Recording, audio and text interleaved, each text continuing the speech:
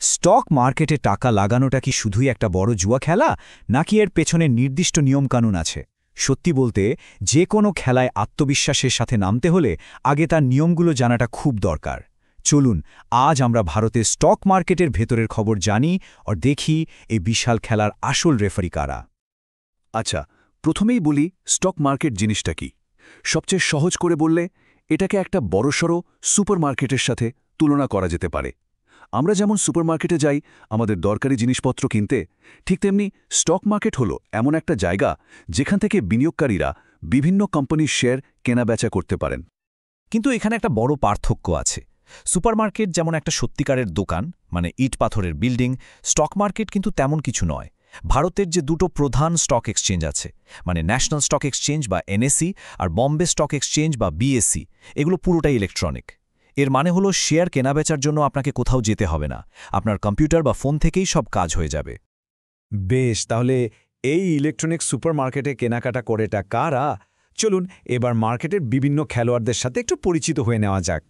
একবার ভাবুন তো, এই বাজারে কারা কারা খেলছে। একদিকে যেমন আমার আপনার মতো সাধারণ বিনিয়োগকারীরা আছেন, যারা নিজেদের জমানো টাকা অল্প অল্প করে বিনিয়োগ করেন।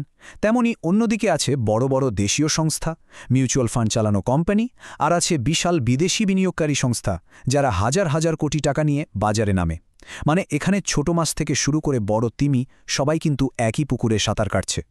এত রকমের খেলোয়াড়, এত ভিন্ন তাদের ধরন, কিন্তু বিশ্বাস করুন তাদের সবার লক্ষ্য কিন্তু একটাই: লাভ করা, টাকা কামানো। আর যখনই এত বিপুল পরিমাণ টাকা জেতার প্রশ্ন আসে, তখনই কিন্তু খেলাটা বেশ জটিল হয়ে ওঠে। যদি সবার লক্ষ্যই হয় টাকা উপার্জন করা, তাহলে সমস্যাটা ঠিক কোথায় হতে পারে? কি মনে হয়?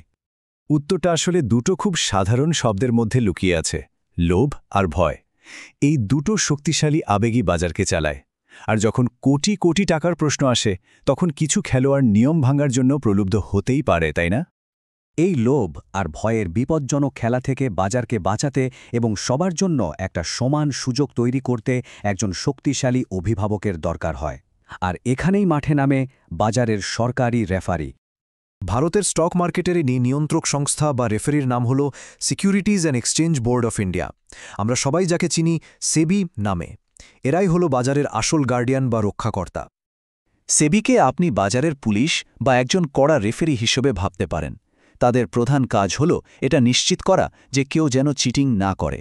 তারা ব্রোকারদের ওপর কড়া নজর রাখে, আমার আপনার মতো ছোট বিনিয়োগকারীদের স্বার্থ রক্ষা করে, আর এটা দেখে যে কোনো বড় খেলোয়াড় যেন নিজের ইচ্ছে মতো পুরো বাজারকে নাড়িয়ে দিতে না পারে।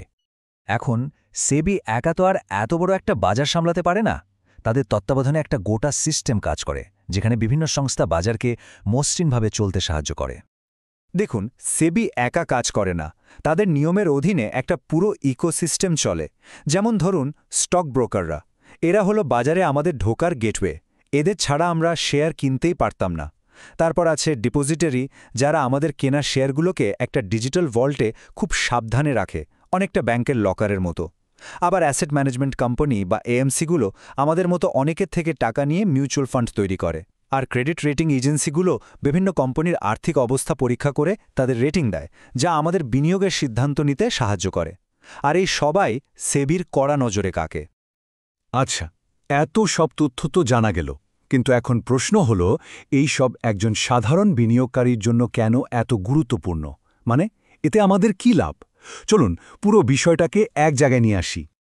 তাহলে আসল কথাটা কি দাঁড়ালো?